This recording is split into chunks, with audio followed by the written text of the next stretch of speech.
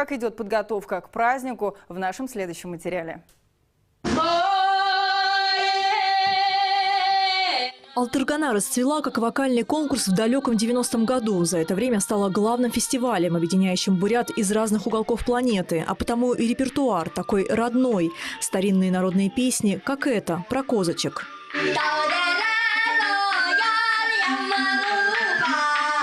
Может быть, это шуточная песня, даже детская песня, да, репертуар детского коллектива, он входит и прослушивается очень хорошо, эмоционально. Здесь мы как-то упростили, потому что поет ребенок 10 лет. Чуть страшноватенько, но преодолевать надо страх, потому что со мной едут педагоги, родители, все это, сестра моя едут.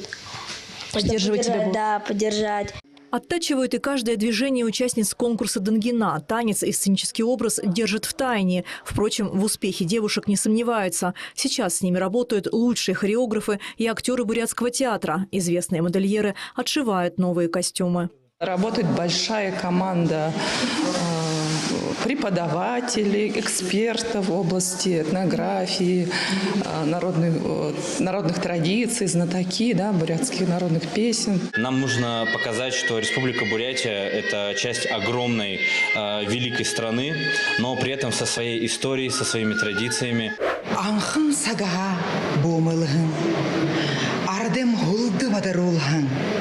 В творческом десанте из Бурятии и поэты-любители. На Алтыргане республику представит учитель бурятского языка и врач-терапевт. Их стихи выбрали из 70 работ. Я считаю, что поэзия и медицина – это две неразлучные для меня вещи, так же, как и для Антона Павловича Чехова когда-то было.